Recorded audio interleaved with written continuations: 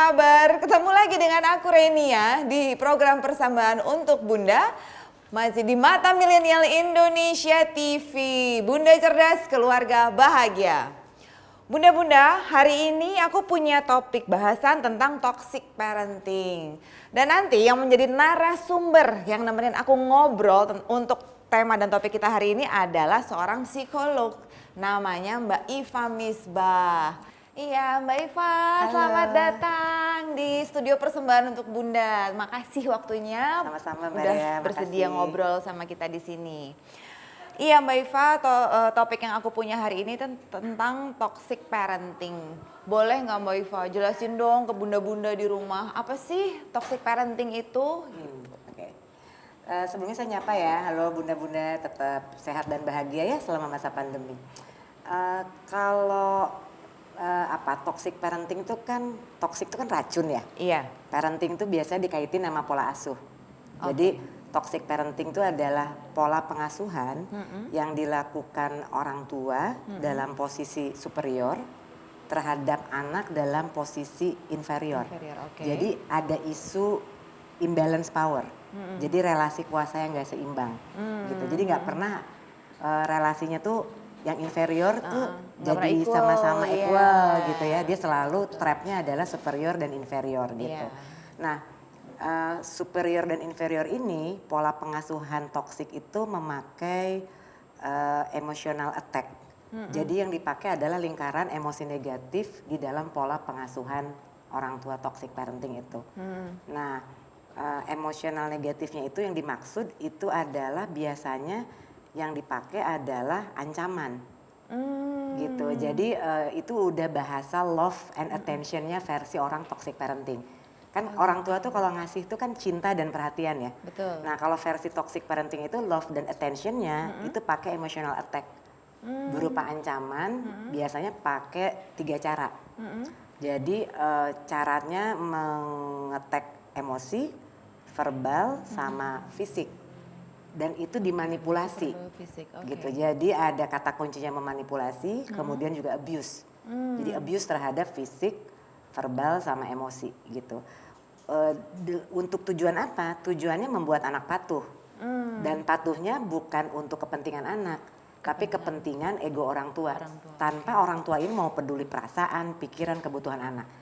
Yang penting lu nurut maunya gue. Nah itu, dan itu lama banget biasanya anak-anak yang di dalam pola asuh toxic parenting itu ketrapnya itu lama banget gitu. Sehingga selalu dia tumbuh menjadi anak yang inferior. Meskipun misalnya udah dewasa, udah harus mandiri, dia akan tetap merasa inferior ketika ketemu parents yang polanya itu seperti ini. Gitu. Oke, nah contohnya sendiri Mbak dari yang tadi Mbak sebutin verbal something tadi. Verbal, psikis sama fisik. Sama fisiknya itu contohnya apa yang dilakukan sama orang tua secara verbal terhadap anak gitu. Oke, kalau fisik kan misalnya jambak gitu ya, nendang gitu ya, terus nampar gitu ya, itu kelihatan lukanya kan gitu kalau fisik. Ini bukan sekadar menjewer ya? Bukan, ya tapi ada fisik yang memang dicubit, gemes gitu, tapi kan disakiti, kan namanya juga abuse ya. Nah kalau verbal itu misalnya memaki, menghina gitu, merendahkan gitu ya. Jadi kalimat-kalimatnya tuh yang dikeluarkan tuh kalimat-kalimat hurting, nyelkit gitu ya, sounds terdengar jahat gitu. Nah kalau psikis itu adalah yang dirusak adalah feelingnya, biasanya perasaannya, dibuat tidak berharga gitu ya, nggak pernah diapresiasi gitu ya, nggak pernah dibikin bahwa anak ini tuh worth it, berharga gitu. Gambaran besarnya tuh 3 abuse-nya tuh tiga aspek itu. 3 aspek itu ya, oke. Nah terus kalau ini sekarang kan lagi happening dan sering banget aku denger nih Mbak tentang toxic relationship. Karena selama pandemi lu lu lagi kan. Iya. Nah kalau penjabarannya toxic relationship ini sendiri tuh gimana? Relationship tuh kan ya sebenarnya bisa hubungan antara pasangan, antara adik kakak juga bisa gitu kan ya, nggak cuman hanya orang tua sama anak juga. Coba itu kayak gimana? Sebetulnya payung besarnya kan toxic relationship. sebetulnya. Jadi kan itu payung besar bahwa relasi kan, ada interaksi antara dua pihak. Jadi bisa dari pihak orang tua ke anak, bisa dari pihak pasangan, suami ke istri atau istri ke suami, bisa dari pacar, gitu loh. Bisa juga relasi tadi kakak adik, bisa pertemanan, Iya, gitu. betul. Nah, toxic parenting itu kata kuncinya ada di pola pengasuhannya. Oke. Tapi baik mau dia toxic parenting, toxic relationship yang friendship, yang couple, atau misalnya yang hubungan kekerabatan, selalu ada satu pihak yang superior memanipulasi kepada pihak yang inferior. Jadi Basicnya selalu itu ya. ada imbalance power. Jadi yang ibaratnya itu yang superior itu megang games, mempermainkan emosinya gitu. Jadi yang inferior itu dibikin kayak layangan gitu, sesuka hati si superior itu. Maunya dia sesuai dengan Maunya, tujuannya. egonya, tujuannya, betul. Gitu. Luar biasa. Nah, toxic parenting ini nih bisa pola asuh ini terbentuk tuh basicnya karena cycle yang pernah dialami orang tua ini di masa lalu mereka, atau bisa juga pemicunya tuh lingkungan sekitar atau ya ketakutan-ketakutan, kekhawatiran dia sendiri terhadap tumbuh kembang anak yang akhirnya bikin dia jadi terlalu overprotect. Berkembangnya tuh jadi ke pola asuh yang negatif gitu, Pak. Oke, karena gini, selama saya ngadain kelas workshop toxic parenting ya, itu tuh para parents gitu ya, baik bundanya, baik ayahnya tuh baru sadar, oh aku selama ini aku pikir sayang. Ternyata itu merendahkan harga diri anakku. Aku pikir aku baik, tapi dia terluka harga dirinya. Karena dulu bapakku juga gituin aku. Ibuku juga gituin aku. I hate my moms, I hate my dad gitu ya rata-rata bilang. Tapi tanpa sadar itu jadi copycat. Yang mereka tuh nggak nyadar itu udah masuk ke pikiran bawah sadar gitu. Jadi memang buat para bunda sama ayah gitu ya, hati-hati banget apa yang kita ucapkan, apa yang kita ekspresikan wajahnya, dari mulai melotot gitu ya, dari mulai kita matanya kalau orang sinetron tuh kalau marah-marah kan di zoom in zoom out gitu ya. Terus intonasi itu betul-betul mesti dijaga. Karena kalau enggak, anak itu kan kalau usia kecil tuh yang berkembang tuh masih otak reptilnya ya. Otak yang nyerap secara instingtif. Jadi kemampuan otak neokortek kognitifnya belum berkembang sempurna. Itu pasti nyerap kayak spon gitu. Jadi kadang-kadang kalau anak berkata buruk atau ikut memaki, itu jangan dimarahin anaknya. Apa yang dia dengar di lingkungan terdekat, apa yang dia lihat gitu. Lihat menurut orang saya, tuanya gitu. ya menurut saya gini, sehebat-hebatnya pengaruh TV dan teknologi, itu tetap kontrol dan pengaruh itu di ayah dan ibu. Kan 24 hours. Iya, betul. Jadi bukan salin TV-nya, kita bikin perjanjian nggak nonton TV-nya jam berapa dan apa yang ditonton, didampingi nggak gitu. Oh gitu. Jadi tetap bahwa kan anak gak ada yang minta dilahirin. Iya sih, benar. Jadi ya sekarang ini memang banyak banget dan sering banget kita dengar orang tua ngelihat apa yang bisa dilakuin sama si anak, ya mereka nggak ngerasa mereka ngajarin atau mencontohkan, tapi jangan-jangan gara-gara ini kali ya gitu ya, medsos atau apa dari yang mereka lihat di TV atau dari apapun lah itu, mereka lebih cenderung, itu sering banget saya dengar sih Mbak. Karena seringkali anak tuh nggak diajak reflektif. Jadi misalnya dia nonton sendirian, kan pada saat kalau kita nonton sama-sama, si ibu atau si ayah kan lihat, oh dia nonton ini nih, kan kita bisa mancing. Adik tadi lihatnya di layar TV apa, dia akan bicara bentuk, warnanya apa, adegannya gimana, kita kan bisa ngorek. Dari situ dijadikan bahan percakapan sebetulnya. Nah pertanyaannya seberapa banyak sih ayah sama bunda yang mau investasi waktu itu buat merefleksikan apa yang dilihat, didengar dan ditonton oleh anak gitu. Karena itu penting buat basic pembentukan berpikir kritis. Bukan sinis ya, kalau sinis kan bawaannya maki-maki gitu. Makanya kenapa kalau di film barat itu percakapan tuh biasanya reflektif ya. Gitu suka kok percakapan antara ayah sama anak gitu, ibu sama anak tuh kok bisa sederhana, halus, tajam karena itu. Karena refleksinya yang dibangun. Jadi percakapan reflektif itu bukan percakapan menghakimi. Bukan percakapan doktrin searah. Tapi percakapan yang apa yang kamu pikirin? Menurutmu seperti apa? Itu penting sebetulnya buat membuat anak punya kemandirian mengekspresikan pikiran. Itu kritis tadi itu ya Mbak ya. Oke. Nah, yang berikutnya nih, kita masuk ke ciri-ciri nih Mbak. Menurut browsing-browsingannya hasil contekan dari tim kreatif, katanya sih ada 15 nih Mbak ciri-ciri yang bener nggak sih Mbak? Ciri-ciri toxic parenting. Oke, Bener sebetulnya berbagai literatur itu beda-beda ya. Ada yang 7, ada yang 10, 11, ada juga yang sampai 15. Kalau 15 tuh yang pertama itu ciri toksik tuh ya gitu. Mungkin ya para bunda mungkin ini perlu didengarkan ya, karena biasanya kelas kami itu kelas anak-anak terluka karena ternyata dari ayah ibu toksik, karena nggak mungkin di publik bisa ngomong gitu ya. Iya betul. Satu, cirinya punya orang tua tuh self absorbed. Jadi malah bapak ibunya yang narsis. Jadi pokoknya me gitu tipikalnya. Jadi selfish person, si ayahnya tuh Orang mau bundanya. tuanya ini. Ya, selfish gitu. Jadi kalau dalam satu ruangan itu butuh perhatian, mereka akan lebih memperhatikan diri mereka dibanding anaknya yang dikasih atensi. Itu ciri yang pertama. Jadi self absorbed gitu kan. Absorb tuh kayak menyerap kan gitu. Ingat aja spawn gitu. Berarti harus ke gue nih center of attention-nya. Padahal anak lagi butuh dikasih atensi kan gitu di umur-umur apalagi tumbuh kembang balita gitu. Terus kalau yang kedua itu biasa mendikte berlebihan. Nah ini kita pikir itu baik gitu ya. Tapi tanpa sadar itu membuat anak tuh sesak nafas. Misalnya apa yang boleh dan tidak boleh. Menentukan kapan dan bagaimana melakukan sesuatu gitu ya. Termasuk biasanya istilah saya nyuri casting anak. Anak pengen jadi pemusik terus ya diarahinnya misalnya jadi dokter gitu. Karena apa? Karena selera orang tua. Nanti nggak ada yang nerusin lagi nih di profesi keluarga gitu. Jadi banyak anak yang kemudian tuh suka los kayak aku melakukan sesuatu yang aku nggak suka di kemudian hari. Betul.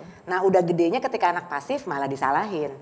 Padahal dari dulunya lesnya dipilihin ibunya, lesnya dipilihin bapaknya gitu. Dia nggak pernah disalurkan apa yang dia butuhkan gitu.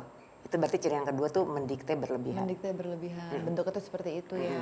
Luar biasa ya Allah. Nah Oke, nah kayaknya kita harus break dulu nih bunda-bunda. Nanti kita berdua, saya dan Mbak Iva bakal balik lagi melanjutkan pembahasan kita tentang toxic parenting dan masih ngebahas tentang ciri-ciri yang berikutnya. Jadi masih ada berapa? 13 ya? Sudah 13 lagi. Iya masih banyak banget. Mudah-mudahan bunda-bunda nggak terlalu sibuk ya untuk bisa ikut terus menyaksikan tayangan kami ini. Nanti mudah-mudahan tinggal gini, ini gue nomor berapa nih? Iya. Gitu ya. Masak.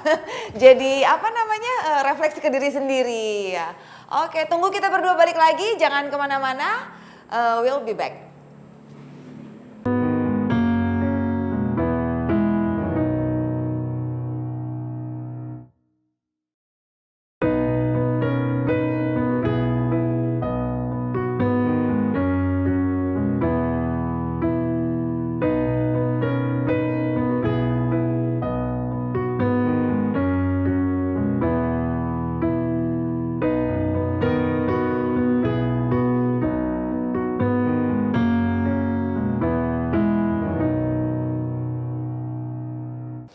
Iya bunda-bunda, balik lagi dengan aku dan Mbak Iva di sini. Kita masih ngobrolin tentang toxic parenting. Tadi kita baru membahas 2 ciri-ciri ya Mbak ya. Pola asuh yang negatif yang dilakukan oleh orang tua terhadap anak. Nah sekarang kita masuk ke ciri-ciri yang ketiga. Bener nggak sih nih Mbak? Ciri-ciri yang ketiga nih orang tua yang selalu menyalahkan anak. Oh iya. Iya. Selalu menyalahkan dan jadi nunjuk jarinya tuh selalu gini. Ini metafora ya. Jadi kan nyalahin tuh nggak selalu telunjuknya tuh secara harfiah begini. Iya. Tapi ngomongnya tuh pointing finger gitu. Kamu salah. Kamu harusnya gini. Gitu. Dalam apapun. Dalam apapun. Aktivitasnya anak. Selalu salah. Perilaku anak semua. Selalu salah. Wow. Bunda yang benar, ayah yang benar, kamu yang salah. Makanya kamu nurut sama aku. Bayang nggak maksudnya? Biasanya pola percakapannya kayak gitu. Nah biasanya tuh dari suka menyalahkan, terus biasanya ciri keempat adalah mengkritik nggak ada henti. Gitu. Setelah disalahin terus dikritik. Kritik nggak ada henti. Jadi anak tuh kayak apa ya? Bukan hanya sulit ya, sulait gitu. saking sulitnya. Saking sulitnya karena daripada aku disalahin aja, iya. dikritik ya udah aku diam aja. Jadi ayah bunda kalau dapat anak yang manis, iya gitu, itu jangan seneng dulu.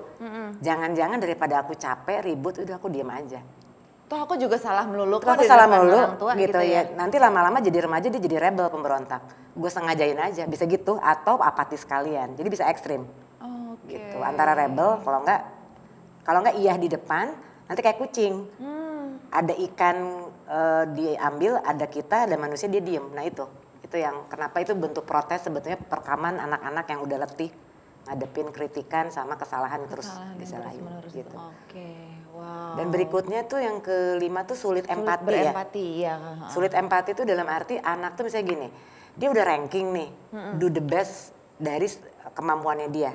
Terus dia nggak pernah mau tahu kesulitan anak itu. Lihat dong anak tetangga, lihat dong kakak kamu, lihat adik kamu. Oke, selalu dibandingkan dengan orang lain. Jadi buat para bunda sama ayah itu big no-no banget ya ngebandingin anak kita mau sama anak tetangga, anak saudara gitu ya, apalagi kakak adik. Karena itu istilah saya lukanya selalu basah ya, itu ke bawah sampai dewasa gitu ya. Even itu anak misalnya udah berumah tangga, tapi kenangan masa kecil bahwa dia itu lebih kurang atau dianggap lebih malas, lebih bodoh itu nancep terus loh, hati-hati ke konsep diri gitu. Jadi jangan pernah bandingin kalau di dalam pola pengasuhan yang sehat. Jadi kalau dibandingin adalah dibandingin kemampuan anak ini dengan dirinya sebelumnya gitu lah.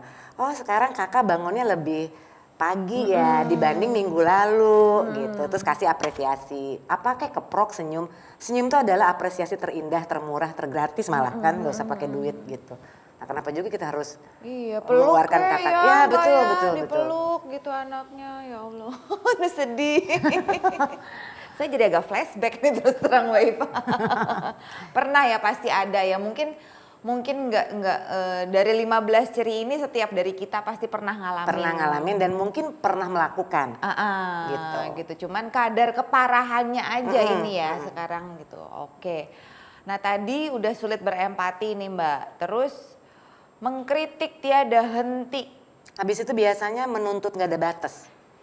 Udahlah dikritik dituntut. Jadi misalnya gini, kita kasih standar 10 si orang tua. Anak udah capai 10 dinaikin lagi 15. Anak naikin lagi 15, dinaikin lagi 20. Jadi kayak nggak pernah enough. Itu kenapa anak-anak produk dari toxic relationship itu nanti udah gedenya bisa ngalamin apa yang disebut atelfobia. Atelfobia itu gini, misalnya nih anak udah gede nih di ruang publik. Dia tuh berhasil secara achievement punya prestasi.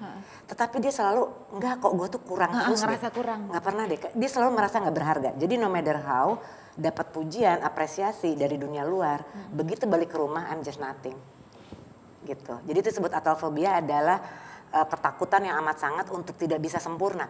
Karena gue nggak pernah diapresiasi sama emak bapak gue gitu loh kalau balik. Gue tetap dianggap kurang, gue tetap dibandingin gitu. Tapi keluarnya dia padahal oke. Misalnya dia diakuin nih secara achievement performance, tapi mentally di dalam itu ya si inner child-nya kan udah terluka lama.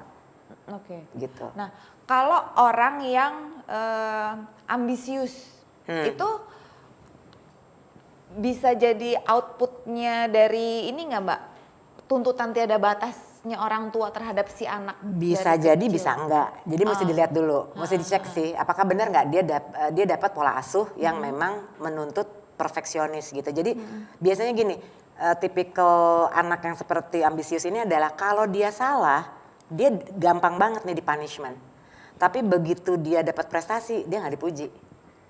Kebayang ya? Jadi anak selalu ngerasa kurang kan? Gitu. Dia nggak pernah tahu bahwa ketika dia improve growth gitu loh, dia tuh diapresiasi. Dia hanya selalu jadi budaya menghukum itu lebih cepat daripada budaya apresiasi. Oh, itu yang terjadi dalam diri dia. Ya, makanya buat para bunda sama ayah jangan pelit memuji gitu ya. Jadi memujinya sendiri kan ada juga tipikal memuji yang toksik ya. Iya. Jadi memuji toksik itu gini, seringkali mujinya nggak nyambung dengan perilakunya. Contoh, aduh soleha, udah bisa buang sampah. Kan apa hubungannya ya? Kan kagak nyambung ya.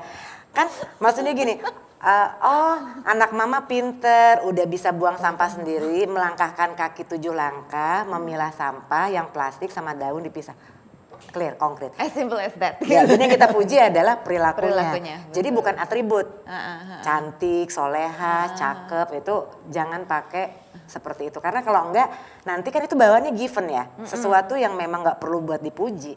Yang dipuji adalah perubahan perilaku dari buruk menjadi baik, Iya. dari kurang menjadi lebih baik. Dari dia tidak bisa menjadi bisa gitu ya. Nah terus kalau ciri-ciri yang ke-8 sama 9 ini apa Mbak? Nah, tipikal orang tua toxic parenting itu kan biasanya juga dia bawa unfinished business nih. Tapi keburu punya anak kan. Jadi bisa jadi tuh perilakunya bikin malu anak. Misalnya maki-maki sama orang, berantem di sosmed gitu ya. Mempermalukan orang, terus orangnya kesinggung. Mak lu tuh, bapak lu tuh, kebayang ya? Jadi perilaku orang tua di ruang publik itu membuat anak malu. Oke. Nah yang ke-9 sebaliknya, anak yang dipermalukan orang tua. Kan tiap anak tuh punya secret ya, punya aib. Jadi kalau nanti para bunda anak udah SMP tuh udah mulai punya temen geng. Bahasanya pakai kode-kodean yang kita kagak ngerti gitu. Nah itu tuh secret atau aib ketahuan. Nah terus dia denger ibunya atau bapaknya ngegibahin di telepon. Atau diomongin nih ke pade-padenya, budenya. Sementara buat dia tuh, aduh itu tuh jangan banget orang tahu karena itu harga diri aku. Nah buat anak remaja, yang namanya harga diri, pride itu matters. Nah kita jangan sepelein itu. Oh, cuma putus pacar aja mama cerita sama teman arisan kok baper. Ya big no-no, itu kan ibu udah tua, udah bisa ngelola emosi. Anak kan masih labil gitu. Iya. Nah ini nanti sebelum kita lanjut ke 10 dan seterusnya, aku ada pertanyaan satu nyempil nih Mbak Iva. Kayaknya hampir umum ya, karena aku sendiri juga mengalami, jadi curhat. Kenapa rata-rata anak yang usia masuk remaja, ya let's say mulai SMP lah ya Mbak ya, gitu SMP. Itu cenderung ada masa-masa dia rebel. Itu terjadi sama aku dan beberapa teman-teman juga pernah ada gitu. Why? Emang usianya? Jadi kalau So itu normal? Itu normal. Jadi kalau bikin kelas parenting gini, kan kalau ngurus anak SMP itu kayak ngurus anak kucing. Lu kalau ngurus anak kecil, anak kucing tuh nyebelin kan, lagi susah diatur, iya enggak? Iya. Kadang apa punya di mana-mana, betul nggak? Jadi itu tipikal remaja, disuruh ke kiri, ayah bunda dia akan milih kanan. Kita suruh ke depan, dia milih ke belakang. Yang penting aku beda, hai para orang dewasa. Itu sebetulnya bener nggak lo lagi berontak? Gua mau pakai cara gua. Tapi lu salah, biarin. Tapi aku nggak mau ngikutin caramu karena caramu mendikte aku. Itu.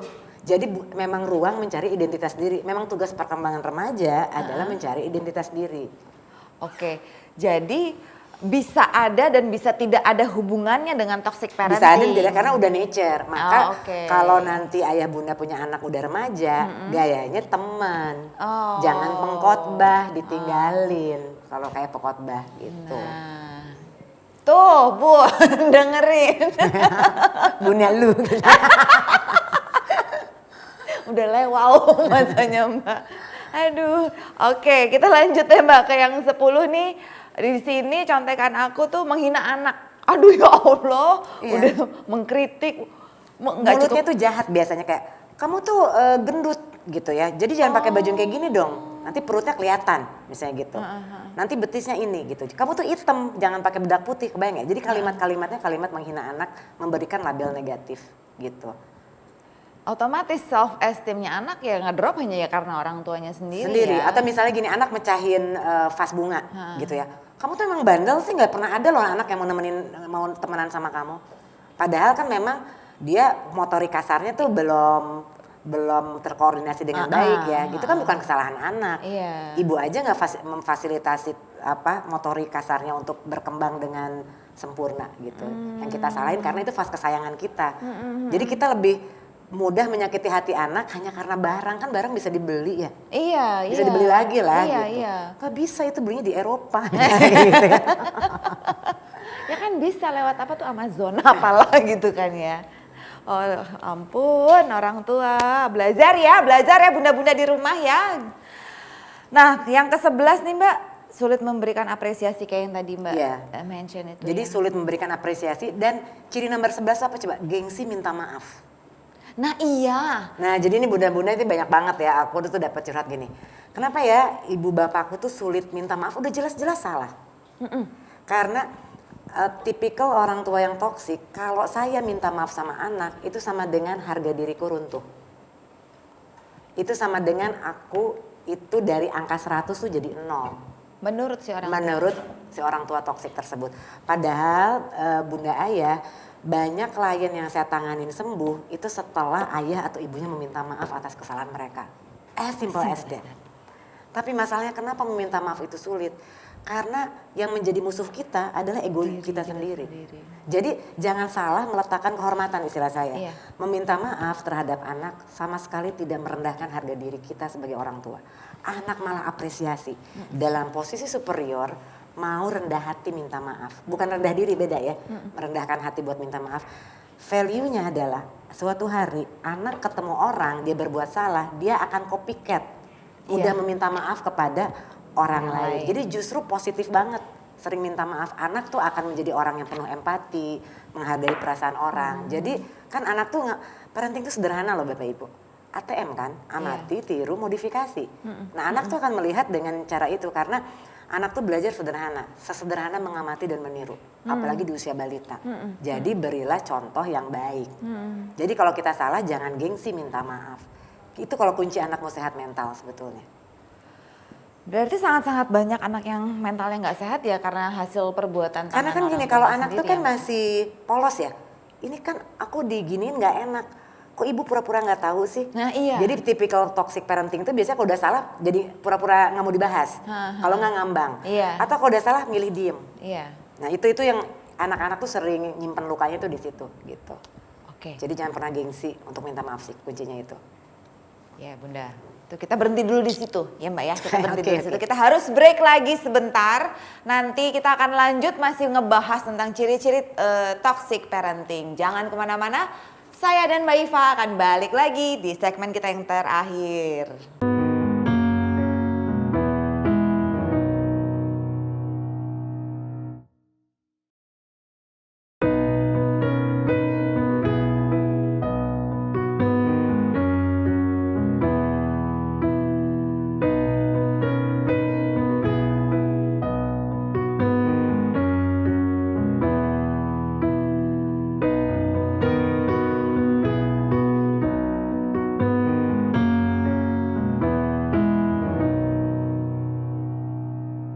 Iya Bunda-Bunda, kembali lagi saya Renia masih ditemenin sama Mbak Iva, psikolog kita yang cantik ini. Masih membahas tentang toxic parenting. Tadi kita udah sampai di ciri-ciri toxic parenting yang ke-11 ya Mbak ya. Kita akan lanjut lagi ke yang 12. Nggak pakai berlama-lama, kita lanjut aja Mbak daripada kehabisan waktu. Yuk. 12 itu Menjadikan anak kompetitor. Nah itu, jadi maksudnya menjadikan kompetitor gini, alih-alih menghargai pencapaian anak. Misalnya anak tuh juara 3 basket, baru juara 3 aja udah happy. Bapak sih dulu selalu juara 1. Oh selalu gitu, Misalnya jadi gitu. perbandingannya Perbandingannya tuh ke selalu dirinya si orang tua ketika orang tua punya prestasi di masa lalu. Gimana anak gak frustasi coba iya, gitu kan. Baru aja kayak gitu, bapak sih dulu atau bunda sih dulu gitu. Nah itu jangan pernah membuat Hati-hati komparasi gitu hati-hati ya. dengan si masa lalu. Itu jadi membuat anak dijadikan kompetitor. Nah yang ke-13 ini biasanya isunya tuh suka tidak menghormati privasi anak. Kan makin gede tuh anak butuh privacy ya. Jadi masuk kamar biasanya ngetok gitu ya. Kalau mau ngebuka barang pribadi, dompet apa tuh mesti izin dulu gitu. Nah, jadi kadang-kadang tuh mengorbankan waktu anak gitu ya. Jadi yang penting tuh kamu memang harus servis aku mau diantar jalan-jalan hari ini. Jadi sementara anak misalnya udah janjian sama temennya itu wajib mengorbankan kepentingan si anak. dia. Karena yang penting kan kamu jadi anak soleh atau soleha. Jadi banyak banget yang seringkali tuh yang paling sulit tuh itu toxic parenting, memakai value agama tapi tidak digunakan dengan cara bijak gitu. Jadi kalau ngelawan ibu nanti nggak masuk surga seperti itu. Padahal ibunya yang bermasalah. Tapi pakai terminologi itu yang bahaya sih. Nah, stop dulu di nomor 13 Mbak. Ini kan sering banget ya di lingkungan ibu-ibu nih, sering banget aku dengar gitu yang anakku loh udah A, B, C gitu. Itu kenapa? Kecenderungan ibu-ibu kalau sudah berkumpul itu mereka saling apa ya? Ngebandingin anak. Ya. Dan gak semua anak suka loh ternyata ayah bunda. Gak semuanya anak suka dibandingin prestasinya di luar. Itu bikin risih dan riskan sebetulnya. Jadi sekarang gini, kenapa harus membanggakan anak? Ketika memang dirimu punya kebanggaan terhadap dirimu nggak? As yourself, bukan as a mom. Oke. As yourself, gitu loh. Karena kalau kita mau apresiasi anak, itu harus minta izin anak dulu. Sebetulnya, kalau dia mau hormati. Oke. Mama seneng banget loh kamu juara ini, boleh gak sih mama bahas di kalangan teman-teman mama? Itu perlu nanya. Mama boleh gak sih posting foto kamu di sosmed? Itu mesti nanya sebetulnya. Gitu, Mbak. Seringkali kan orang cekrek Iya, posting tanpa anaknya tahu gitu. Masalahnya kan jejak digital tuh kejam. Belum tentu itu persetujuan anak. Waktu itu mungkin dia nggak ngerti kan caranya posting gitu. Tapi kalau udah gede kan bisa jadi itu dia nggak nyaman gitu. Jadi sebetulnya itu salah satu bentuk toxic pujian terhadap orang tua bermaksud memuji, tapi itu sebetulnya banyak Caranya ya, Mbak. itu bikin risih sebetulnya, bikin riskan gitu. Karena belum tentu juga gini, gue kayaknya nggak sehebat yang dipuji ibu gue sih, Nah, gitu ya. Kayaknya ibu gue aja melebih-lebihkan gitu. Iya. Nah itu seringkali membuat anak terbebani. Anaknya Bu Sally kata mamanya begini-begini ya. Enggak tuh gue di rumah lah. Itu bisa jadi beban sebetulnya. Iya, kadang-kadang sering banget Mbak kejadian sampai akhirnya si anak jadi ngerasa apa ya, udah ya itu kayak tadi Mbak bilang, dia berusaha punya satu prestasi tapi akhirnya orang punya membandingkan lagi. Iya, dan terlalu drama kadang-kadang gitu. Nah itu dia masuk ke drama. Iya, Jadi bener. drama itu masuk ke poin yang ke-14, ciri-ciri yang ke-14 juga ya Mbak? 14 tuh gini, drama yang tadi ya, melebih-lebihkan kemampuan anak. Atau kalau lagi emosi itu mudah reaktif. Jadi ibaratnya metaforanya gini, kan kalau ada nyamuk nih terbang depan kita nih, kira-kira Mbak buat matiin nyamuk apa yang dilakukan? Pukul aja kali. Pakai tangan kan? Tepok. Mati kan? Nah ini tuh ada nyamuk di sini. Si orang tua pakai kampak. Jadi gak hanya meja yang belah, hati anak juga belah, kebayang gak? Jadi kalau marah sama anak, dia cuma mecahin vas nih. Dimarahinnya kayak anak nyuri. Kebayang ya? Jadi reaktif emosinya. Iya. Jadi mudah marah meletup, mudah ngancam di mana-mana. Dan yang paling membuat anak khawatir, gak ketebak emosinya. Ini ngamuknya kapan nih? Aku pikir kan cuman salah nutup pintu aja, kok marahnya kayak aku ngapain gitu ya. Tapi ternyata pada saat aku pikir marah kok enggak. Jadi kebayang ya, anak tuh kayaknya jadi was-was. Iya. Nah jadi anak jadi was-was sehingga dia selalu memastikan apakah perilakunya itu Udah sesuai nggak dengan mode emosi si orang tua. Itu yang kenapa termanipulasi itu di situ gitu. Nah termanipulasi masuk ke ciri 15. Terakhir ya. Orang tua toksik itu tega memanipulasi emosi anak buat kepentingannya. Contohnya Kamu tuh nggak jaga nama baik keluarga dong, misalnya kayak gitu. Atau misalnya kalau ada orang tua konflik nih pernikahan, itu seringkali anaknya dibajak. Misalnya si ibu lagi berkonflik sama si bapak, jadi dia jelek-jelekin si bapaknya, curhat sama si anak yang belum ngerti, biar si anak ini berpihak bersekubu dengan si ibu atau sebaliknya. Nah itu nggak boleh kan sebenarnya. Kalau kita punya problem dengan pasangan, ya anak jangan dikorbanin kan, gitu. Nah itu seringkali memanipulasi emosi anak gitu. Bapaknya sama ibu udah cari nafkah, kamu nih tidak tahu berterima kasih. Nah itu juga nggak boleh. Kan nggak ada anak yang minta dilahirin. Betul. Kalau kewajiban memberi nafkah itu kewajiban orang tua.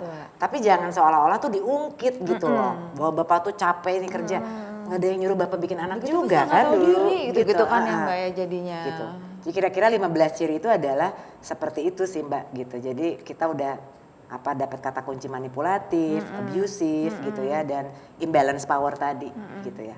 Pernah nggak Mbak kan suka ngadain apa tadi workshop?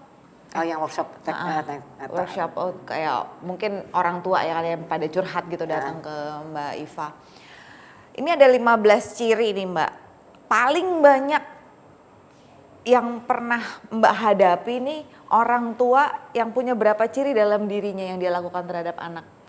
Itu tergantung case ya. Jadi misalnya ada yang dominan menghina tiada hentinya. Ada yang dominan sulit minta maafnya gitu. Ada kombinasi 3 dari 15 atau 7 dari 15 gitu. 7 dari 15? Tapi maksud saya adalah kalau kita udah aduh gue ada nih di ciri-ciri itu. kita learn to stop karena dampaknya tuh nggak main-main ke anak.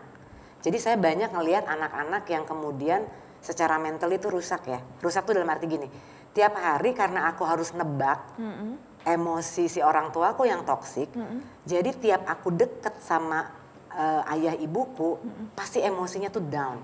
Jadi kalau komputer tuh kan suka shutdown ya, nah sama emosi juga shutdown. Jadi exhausted si anak, karena apa? Dia selalu was-was. Jadi kayak di roller coaster. Kan dirimu kalau ke Dufan naik roller coaster 3 jam aja udah capek banget. Nah itu lebih baik nggak 24 jam, 15 tahun. Kebayang nggak?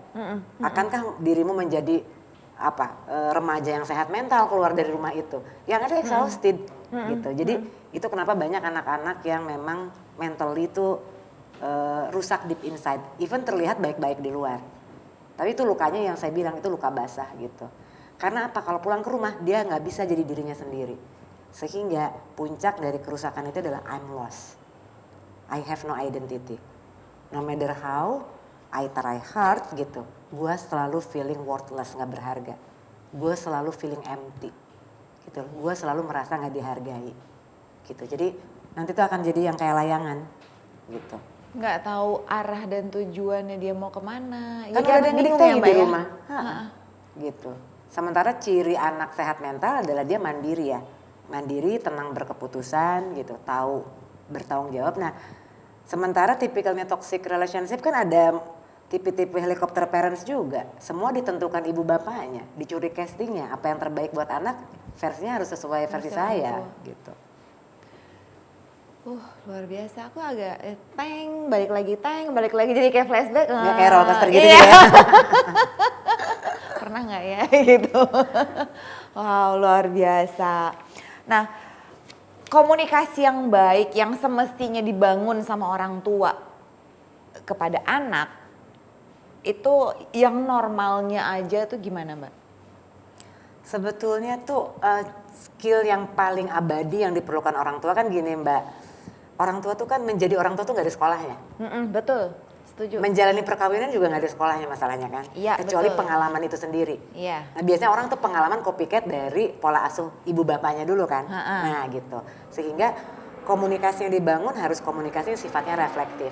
Tapi kalau saya dapat pola asuh yang ibu saya dominan, bapak saya otoriter, bagaimana saya punya skill kemampuan reflektif? Karena kan teorinya kayak teori cinta. Bagaimana saya bisa memberikan cinta pada anak kalau saya tidak tahu rasanya belajar dicintai? Gimana saya bisa memberikan apresiasi sama orang kalau saya sendiri tidak pernah belajar rasanya diapresiasi dan dicintai? Gitu. Itu makanya kenapa yang namanya parenting itu pasti terkait sama art of relationship. Gitu. Nah, untuk orang tua yang udah terlanjur nih, Mbak, dia sendiri punya masa lalu yang nggak enak, let's say begitu ya. Sampai akhirnya dia tanpa sadar melakukan toxic parenting ke anaknya gitu. Biasanya Mbak gimana menarik orang tua ini untuk berubah gitu? Kalau di psikologi itu gini, kita nggak bisa nolong orang yang dia nggak mau dibantu itu dulu. Misalnya let's say, Mbak Rea tuh orangnya bermasalah kata semua orang. Mbak Rea ngerasa baik-baik aja, nggak bisa. Tapi kalau Mbak Rea udah datang, Mbak Iva I need your help, itu udah setengah perubahan. Jadi kalau ada orang tua yang nyadar nih, aduh gue kayak toksik, gue harus berubah. Itu saya bilang, itu udah positif setengah dari perubahan. Biasanya apa yang harus dilakukan? Kita tarik dulu masa lalu dia sebagai anak. Pada saat dia sebagai anak, dia refleksi dulu apa yang dirimu alamin. Gitu. Aku biasa pakai teknik trapesium usia. Jadi misalnya sesederhana, di usia berapa lukanya? 7 tahun nih, apa hinaannya? Sekarang usia ibu misalnya berapa? 50. Oke, sekarang ibu 50 tahun, terlukanya 7 tahun, berarti 43 tahun ibu membawa sampah emosi kan, tanpa kita sadar. Dan itu tanpa sadar, polusinya racunnya ibu lempar lagi ke anak. Jadi kenapa maka toxic muter terus. Muter cycle yang tadi pertanyaan Mbak Rea di awal. Nggak pernah dibuang, tapi disalurin ke anak. Nah, maka teknik memutuskannya adalah mau nggak kita memaafkan sesuatu yang nggak bisa kita ubah di masa lalu itu dulu. Kalau dirimu nggak bisa memaafkan, jangan loncat memaafkan. Dirimu harus ngeluarin marah dulu. Jadi teknik saya emang ngeluarin marah sebenarnya Mbak. Karena kita nggak bisa gini kalau di psikologi. Kita nggak bisa kayak normatif. Memaafkan itu baik. Baik, betul kan? Tapi tubuh tuh nggak bisa bohong. Gue tiap ingat orang itu yang pernah melukai, aku maunya nangis, aku maunya teriak. Nah itu harus dikeluarin dulu si emosi-emosi negatifnya. Baru setelah itu tahapan memaafkan akan jauh relatif lebih mudah. Tapi kalau kita merepress, menekan, secara normatif ditekan untuk meminta maaf, ini belum selesai. Selama itu kayak bawa-bawa si sampah emosi itu. Kalau ada pemicunya, keluar lagi. Jadi harus dibahagiakan dulu dirinya. Nah kalau misalnya, oh ternyata aku tahu toksik aku berangkat dari misalnya kata-kata perlakuan bapak ibuku yang gak adil. Nanti kita lihat bapak ibu kita kayak gitu kenapa? Jangan-jangan kakek nenek kita kayak begitu, kakek nenek kita kayak jadi kayak transgenerational approach. Dari situ semakin kamu tahu pohon keluargamu, kamu akan semakin melihat horizon cakrawala masalah secara lebih bijak. Jadi yang terjadi adalah understanding. Gak lagi terjadi kemarahan. Oh ya wajar sih ibuku begitu, karena nenekku dulu dapat tekanan begini-begini misalnya gitu.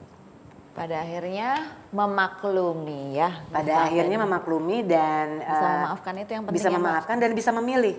Ini ibuku udah gak bisa dibenerin, aku gak bisa benerin dia. Yang bisa aku benerin emosiku. Mulai sekarang dia pasti tetap kalimatnya menyakitkan. Aku memilih gak sakit hati. Aku memilih meregulasi emosiku sendiri. Itu kalau udah emang yang namanya orang tua udah nggak bisa dibenerin, udah kayak batang pohon kan, udah makin keras kepala gitu. Tapi minimal kalau dirinya tahu bahwa ada yang harus dirubah, starting dari telunjuk tuh kan nggak kesini gitu. Oke, luar biasa. Gimana bunda-bunda merasa dapat ilmu baru dalam urusan mengasuh anak? Nah, apalagi ini kebanyakan mungkin bunda-bunda yang menyaksikan acara kita nih bunda-bunda yang punya anak golden age sampai dengan remaja mungkin ya Mbak ya. Jadi coba bunda-bunda apa yang tadi sudah disampaikan di-share sama Mbak Iva, dijadikan bahan untuk introspeksi ya ke diri sendiri, paling enggak ngobrolnya sama diri sendiri dulu daripada. Mungkin kapan-kapan kita bisa praktekin role play ya. Bisa. Jadi apa ini sih? tuh ya Mbak, nggak cukup deh kalau cuma satu ini doang, satu tayangan ini aja, nih harus ada episode-episode lain. Mungkin kalau bunda-bunda pengen dapet tips praktis ya, Yeah. Cara ngomong aku kayak gini toksik apa enggak? Nanti kita bisa cobain, terus nanti cara ngubahnya tuh gimana ya gitu. Oh, oke. Jadi sesederhana kita ngubah cara bertanya, Iya. sesederhana mengubah beberapa kata di dalam satu kalimat. Dan itu nanti para bunda udah bisa langsung praktekin di rumah. Oke. Masih mau Mbak Iva buat sharing nanti sama kita di sini? Ya demi bunda-bunda Indonesia yang sehat dan bahagia. Iya. Ya aku mau banget. Buat ini ya Mbak, buat merawat generasi bangsa yang baru ya. Kalau bundanya bahagia, rumah bahagia, bangsa ini bahagia. Iya betul sekali. Oke. Mbak Iva dan bunda-bunda di rumah udah habis nih 30 menit kita di persembahan untuk bunda. Habis juga semua pertanyaan saya. Mudah-mudahan nanti aku sama tim kreatif bisa bikin topik yang lebih menarik lagi ya Mbak ya. Lebih dalam lagi kita bahas tentang toxic parenting kah, tentang toxic relationship kah gitu. Ya bunda-bunda saatnya saya dan Mbak Iva pamit dulu. Sampai ketemu lagi di persembahan untuk bunda episode yang berikutnya. Sehat-sehat ya Bunda Indonesia. Bunda cerdas, keluarga bahagia. Jangan lupa saksikan terus persembahan untuk bunda di Mata Milenial Indonesia TV, matanya Indonesia. Kami berdua undur diri, bye-bye.